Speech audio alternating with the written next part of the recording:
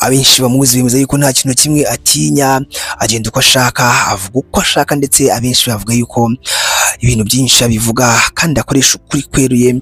Irene Uwoya uzwi cyane ku izina rya Oprah, ni umukinnyi w'amafilme, umuyobozi wayo, umushoramari, ndetse akaba n'umunyamideli icyarimwe ukomoka mu gihugu cya Tanzania. Amavuna amavuko ye akaba yaravutse tariki 18 Ukuboza 1988 mu mujyi wa Dodoma mu gihugu cya Tanzania. Uyu mukobwa akaba ariho yavukiye. Irene yatangiye amashuri abanza muri Murimo School, akomereza yisumbuye Ibonge School Dar es Salaam, hanyuma ajya gukomereza amasomo ye muri Green Valley School i Kampala muri Uganda. Ababyeyi be, papa we yitwa Pancras Uwoya, naho mama we akaba yitwa Nema Mulisho. Akaba yaramenyekanye cyane kubera kugira uruhare mu buzima bwe ndetse no kugenda yita ku mwana we cyane. Mama we akaba yaraje kugenda ababyeyi bamushima bati wise ku mwana neza, wagiye umufata neza, bityo aza kugenda aba icyamamare. Uyu munyabigwi mu bwana bwe akaba yarakundaga gukina imikino cyangwa se amakinamico, ariko abenshi bakabona afite impano. Yatangiye gukina amafilme mu mwaka wa 2007 aho yagaragaye muri filme yitwa Oprah, arongera agaragara muri filme yitwa Yolanda n'indi yitwa Tanzanite Hazard, bityo n'andi mafilme menshi. Yamenyekanye cyane kubera uruhare rwe muri filme yitwa Oprah, aho yagaragaye nk'umukobwa witwa Oprah akina ndetse akinishamo ubuhanga. Bigaragara cyangwa se byabonekaga yuko ari umukobwa ufite ikimero, ufite ubwiza, bityo abantu benshi bagenda bamukunda kubera iyo filme yamamaye ku rwego mpuzamahanga. Ubuzima bwe bwite mu mwaka wa 2008, Irene yashakanye n'umukinnyi w'umupira w'amaguru w'umunyarwanda Hamad Ndikumana, abenshi bazi ku izina rya Katauti. Bakaba barabyaranye umwana umwe witwa Krish mu mwaka wa 2011. Nyuma yaje gutandukana na Ndikumana Hamad Katauti, ndetse mu mwaka wa 2017 yashakanye n'undi mugabo witwa Abdulaziz Chende uzwi ku izina rya Dogo Janja. Akaba ari umuhanzi w'umunyatanzania mu njyana ya Bongo Forever. Dusubiye inyuma gato, nyuma yo kugaragara muri filime yitwa Oprah mu mwaka wa 2007, Irene Uwoya yahise atangira gushimwa cyane mu itangazamakuru rya Tanzania ndetse no ku bakunzi ba sinema ya Bongo Movie kubera uburyo yakinnye neza kandi mu buryo butangaje. Ibi kandi babishingira by'umwihariko uruhare rw'umukobwa wihagazeho rwatumye benshi bamufata nk'umwe mu bagore bafite imbaraga n'icyerekezo muri filime. Kubera iyo filime amazina ye yatangiye kuvugwa cyane mu bitangazamakuru nka Global Publishers, Mwana Post ndetse n'ibindi byinshi bikomeye mu gihugu cya Tanzania ndetse no hanze yacyo. Ibi byatumye atumirwa gukina mu zindi filime nyinshi zitandukanye, harimo izikinirwa cyangwa se izikinwa ku rwego mpuzamahanga, zimufasha kugenda arushaho kuzamura urwego ndetse no kumenyekana hanze y'igihugu cya Tanzania. Mu gihe gito Irene yaje kwinjira mu bijyanye no kuyobora cyangwa se no gutunganya amafilme ubwe, atangira kwiyubakira izina nk'umugore ushoboye utagomba kuguma mu ruhande rumwe rw'abamukoresha, ahubwo yatangaje yuko nawe ubwe ashaka gukora ku giti cye ibijyanye no gutunganya sinema, anafungura company cyangwa se kompanyi ye bwite igenda itunganya amafilme. Yatangiriye gukorana n'abakinnyi bakomeye nk'uwitwa Wema Sepetu, Steven Kanumba, JB ndetse n'abandi, bityo agenda akomeza kubaka uruganda rwe. Yatangiye kwitabira ibirori mpuzamahanga birimo ibiganiro byerekeye kuri sinema nyafurika yabereye muri Zanzibar International Films Festival ndetse n'ahandi hagiye hatandukanye. Yagiye yitabira ibitaramo bikomeye cyane ndetse n'amaserukiramuco akomeye ku isi mu bijyanye no gukina filime. Si ibyo gusa kandi, nyuma yaho yaje no kwinjira mu bakobwa cyangwa se mu bagore bakina filime baje kwifashishwa mu kwamamaza cyangwa se kugira ngo ibicuruzwa by'abantu bigende bimenyekana, bityo amakompanyi akomeye agenda amwifashisha haba mu kwamamaza ndetse no mu bindi bikorwa bigendanye na publicité mu gihugu cya Tanzania ndetse no mu bindi bihugu, bitewe n'igikundiro cye cyangwa se n'uburyo abantu bamufata cyangwa bamumenye mu gukina filime mu gihugu cya Tanzania. Irene Uwoya yagiye avugwa cyane mu gukundana n'abagabo benshi batandukanye, uretse uyu mugabo Hamad Ndikumana cyangwa se Katauti babanye nk'umugore n'umugabo. uyu mugore yagiye ajya mu nkundwa zitandukanye kuko yakundanye n'uwitwa Dogo Janja muri 2017, yongeye gutungurana ashyingiranwa n'uyu muhanzi wa Bongo Forever ukiri muto cyane ugereranije nawe, kuko Irene amurusha imyaka myinshi cyane, bituma abafana bagenda bavuga bati ibi ntago bibaho, uyu mugore akunda abagabo ku rwego ruhanitse. Ikindi nk'uko twabikomoje, uyu mugore yagiye agaragara mu birori yambaye imyenda ishotora abagabo, ku buryo abenshi bagiye bavuga bati uyu mugore rwose ashotora abagabo ku buryo cyangwa se ku rwego rwo hejuru, uburyo yifotozaga, uburyo afata amafoto, bityo abagabo benshi bagenda bavuga bati nta kabuza uyu mugore mwe mu kigushi cyangwa se n'umwe mu bantu rwose bashaka gutwara abagabo, bityo abagore bafite abagabo nabo bakavuga bati Oprah adutwarira abagabo. Ni byinshi byagiye bimuvugwaho, yagiye ahabwa interuro cyangwa se amagambo menshi avuga ati turekera abagabo, turekera abagabo. Ibi ngibi nibyo abagore benshi bagendaga bavuga muri Tanzania kubera imyambarire ye n'uburyo yendaga yitwara, bityo abagore benshi bakavuga ati turekera abagabo, turekere abagabo. Uyu mugore ubuzima bwe hanze y'ubwamamare ndetse n'itangazamakuru na sinema, Irene Uwoya ni umubyeyi w'umwana umwe w'umuhungu witwa Klesh, nkuko twakubwiye, yabyaranye na nyakwigendera Ndikumana Amadi Katauti. Nubwo agenda yitabira ibikorwa byinshi by'imyidagaduro, yagiye agaragaza ko umwana we ari inyungu ya mbere mu buzima bwe. Yavuze kenshi yuko agerageza gukora buri kimwe cyose ngo umwana we yishime, azamure uburere bwiza, kandi kuko yagiye abigeraho. Uyu mugore kandi Irene yagiye agaragara atanga inkunga ku miryango itishoboye, by'umwihariko abagore babyariye iwabo abana b'imfubyi ndetse n'abarwayi batagira kivurira kwa muganga. Hari ibihe aho yajyaga gusura ibigo by'imfubyi no gutanga ibikoresho by'ishuri, ibintu byagiye bituma benshi babona yuko ari umugore ufite umutima ukomeye ndetse mu gufasha. Ibyo ngibyo rwose ari ibintu Imana igenda imukoresha umunsi ku munsi. Uretse kandi ibikorwa byo gufasha, Irene Uwoya yagiye akorana na benshi mu bakinnyi bashya b'amafilime, akabaha amahirwe yo kumenyekana no kugaragara mu bikorwa bye. Yagize uruhare nk'umugore ushyigikira impano nshya, byafashije sinema ya Tanzania gukomeza kwaguka no kugira ndetse no kurenga imbibi za Tanzania ndetse ikamenyekana no mu yandi mahanga.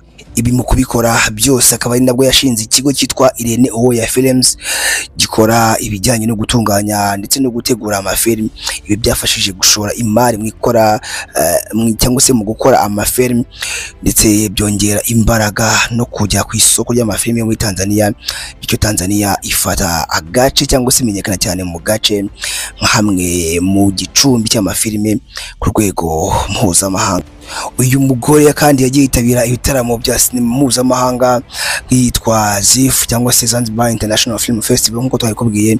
Ibi byatumye sinema yo muri Tanzania ihabwa agaciro kurushaho no kumenyekana mu mahanga. Nubwo yagiye acibwa intege n'ibihuha, amagambo n'itangazamakuru rimwe na rimwe ryamuciraga imanza, ni indaya, akora ibi, ariko ntabwo yagize acika intege kugeza nubwo yigeze gufata umwanzuro kuvuga ngo ngiye kureka filme, ariko nyuma yakavuga ngo ngiye ntabwo nzitinya amagambo y'abantu, ntabwo nzatuma cyangwa se nzabwira abantu ngo ntibavuge, bazavuga ariko nzakomeza nkine filme, kandi ntabwo amagambo y'itangazamakuru azatuma ndeka filme. Ngewe ninjye Irene ubwanjye, cyangwa se ninjye Oprah ubwanjye, kandi ninjye uzi icyo nshaka ndetse n'ibiri imbere cyangwa se na future yanjye. Tugiye mu bihembo Oprah yagiye abona mu birori bya Tanzania Vinara Film Award, yegukanye igihembo cya Best Upcoming Actress winner, bityo ahabwa igihembo. Nanarongera abona nanone igihembo cya Best Supporting Actress nominee Division of Love, ndetse arongera abona Best Villain cyangwa se nominal Division of Love mu bihembo bya Tanzania Vinara Film Award mu mwaka wa 2013 muri cyangwa se mu birori bya Bise Steps Entertainment Award, yegukanye igihembo cya Best Leading Actress winner, ndetse muri 2015 mu bihembo cyangwa se byatangwaga n'ibitaga Tanzania Film Award, yegukanye igihembo cya Best in Supporting Role cyangwa se nominal. Muri 2021 muri Tanzania Film Board Award, yegukana Best Actress Audience Choice, bityo agenda akomeza yegukana ibyo bihembo bigiye bitandukanye. Dusubiye inyuma gato, Vinara Film Award byari ibirori cyangwa se byari ibirori byakundwaga cyane mu kuzamura no gushimira impano nshya n'abakinnyi babigizemo uruhare, ndetse bityo bigatuma abakinnyi bakizamuka bagenda babona yuko hari abantu babashyigikiye. Ibihembo bya Step Entertainment Award ni ibihembo byari bifite gahunda cyangwa se byerekanaga ubuhanga bw'umukinnyi cyangwa se bw'ibyamamare mu gihugu cya Tanzania, ndetse n'ibindi bihembo byagendaga bitangwa bashingiye ku byo abakinnyi ba filime bagiye bakora, ariko byabaga bigamije gushimira abakinnyi mu buryo bagiye bakina mu gihugu cya Tanzania umwuga wa film. Ikindi abantu benshi batazi kuri uyu mugore nuko mu mwaka wa 2006 yaje kwitabira irushanwa ry'ubwiza rya Miss Tanzania akaza kwegukana umwanya wa gatanu, ariko nta gihembo yigize abona. Hari aho yavuze ko cyangwa se hari aho yigize avuga yuko ubwiza bwe cyangwa se ubwiza bwe icyo gihe atari yakabumenye, ariko iyaza kugira amahirwe kuri ubu ngubu yakwiye kuba yegukanye ikamba rya Miss Tanzania. Oprah yize gutangaza yuko urwibutso rwe afite rukomeye kuri Ndikumana Amadi Katauti wahoze ari umugabo we, nuko yamubereye umugabo w'imfura, akamubera umugabo umukunda mu gihe bamaranye cyose. Ati umugabo wanjye iteka nzahora mwibuka kuko urwibutso rwa mbere mfite rwe nuko yambyariye umwana nkunda kandi w'umuhungu. Nyuma y'urupfu rwa Katauti, ibinyamakuru byemeje ko Uwoya yari afite agahinda kenshi, ndetse nk'umubyeyi wari we wese umugabo cyangwa se umugabo asigiye umwana, bityo kumurera kumwitaho n'iki, bityo rero agahinda yaragafite nk'uko bimwe mu bitangazamakuru byo muri Tanzania byagiye bibivuga. Irene yitabiriye umuhango wo kumusezeraho bwa nyuma, ndetse wabereye cyangwa se witabiriwe n'abantu benshi cyane bagiye batandukanye, bityo mu kumushyingura Irene n'umuhungu we bari bahari, agenda atangaza amagambo akomeye ko yari umugabo mwiza kandi umukunda, bityo ngo Imana imuhe iruhuko ridashira. Niyo magambo yavuze ashyingura Katauti. Icyo gihe kandi Irene Uwoya cyangwa se Oprah yagaragaje ko urupfu rwa Hamadi Ndikumana nk'igihe cy'agahinda gakomeye mu buzima bwe, ndetse agenda agaragaza yuko yashenguwe cyangwa se yashegeshwe urupfu rw'uyu mugabo we babyaranye umwana wabo w'umuhungu witwa Krish, ndetse urwibutso rwe rumwereka ko umubyeyi we atakiriho ari we Katauti, ariko akavuga ati mwana wanjye humura ndahari nka mama wawe kandi nzakurera, nzaguha ibyo so atigeze cyangwa se yakabaye kuba yaraguhaye ariko akaza kwigendera mbere atabiguhaye, nzakurera humura ndagukunda. Kenshi abantu bakunda kubona umumama asohoka ku mazi hano hatandukanye, akunda kuba ari kumwe n'uyu muhungu we ahantu batembera mu mahoteli, bari ku mazi kuri beach ndetse n'ahandi, byerekana urukundo rw'umubyeyi w'umugore ku mwana. Tugiye muri iyi myaka ya vuba, Irene Uwoya cyangwa se Oprah yagize uruhare mu gutunganya no gukina film yitwa Nuru. Ivango ni film yakinwe mu mwaka wa 2022, aho yagaragaje ubuhanga nk'umukinnyi ndetse n'umuyobozi w'uyu mushinga. Mu mwaka wa 2024 yakinnye muri gahunda ya televiziyo Muzani na Mapenzi igaragazwa kuri Azam TV, ndetse agenda arushaho kugenda akina muri filime zirimo romantic cyangwa se zirimo urukundo muri iyi filime. Nubwo ikindi nta mushinga wa sinema ukomeye uherutse kuvugwa mu itangazamakuru, ubu Irene afite kompanyi yitwa Irene Uwoya Production ikomeza gukora no gushyira ibikorwa byayo cyangwa se bye mu gukina filime muri Tanzania, ndetse no kuzamura impano z'abato, bityo ashyira hanze ibikorwa bye biriho nka release ndetse n'amafoto ku mbuga nkoranyambaga, agenda agaragaza uburyo ki cyangwa se imyambarire n'uburyo abayeho kumwe n'umuryango we. Ahangaha nkuko twakubwiye haruguru umwana we uburyo babana, abantu benshi bakunda kuvuga ngo habaho mu buzima bwiza, ndetse umuntu umuzi kera ntago ajya asaza isura ye ikomeza kuba yayindi. Muri make twavuga yuko Oprah cyangwa se Irene Uwoya n'umugore wagaragaje impano idasanzwe, ndetse akayikoresha mu kwiyubaka ndetse no kwiyubakira izina mu myidagaduro ya Tanzania. Yabaye ikitegererezo cy'umugore ushoboye wagize uruhare rukomeye mu mpinduka za Bongo Movie, kandi kugeza n'ubu aracyari mu bikorwa by'iterambere binyuranye birimo sinema, ubucuruzi no kwita ku muryango we harimo umuhungu we. Ubuzima bwe burangwa n'imbaraga, ubwitange n'urukundo yahawe n'abantu benshi bamukurikira haba mu Rwanda, muri Tanzania ndetse no hanze yarwo. iyi ngiyi ni Taratibu TV twigezaho amakuru y'ibyamamare, amakuru yagiye acicikana, abo twakunze ubu bari he? Muri sinema, muri football ndetse n'ahandi. Upfa kuba hari umuntu twakunze waduhaye ibyishimo, ubu ari he? Niba yarapfuye nihe? Nicyo kintu tumwibukiraho. Ese umuryango we yasize uri he? Ese hari umuntu wakurikije impano ye? Niba yakinaga umupira, afite abana b'abakinnyi, niba afite yararirimbaga, hari abana yasize b'abahanzi. Ni byinshi tugenda tuvuga kubo twakunze, abo twamenye akantu ku kandi. Ushobora kuba nawe rero hari uwo wakunze cyangwa se wifuza ko twakubwira, ujya hasi muri comment ukatwandikira izina ryo, ukavuga ati njyewe nakunze kanaka cyangwa se nkunda kanaka, ariko kugeza iyi saha ntago nzi amakuru ye, ntago nzi aho aherereye, bityo tuzamugushakira amakuru ye tuyakuramburira akantu ku kandi, twubwire niba yaratabarutse, tukubwira amateka ye ndetse n'ibyo yasize, niba akiriho nabwo tukubwire ngo ahugiye mu biki.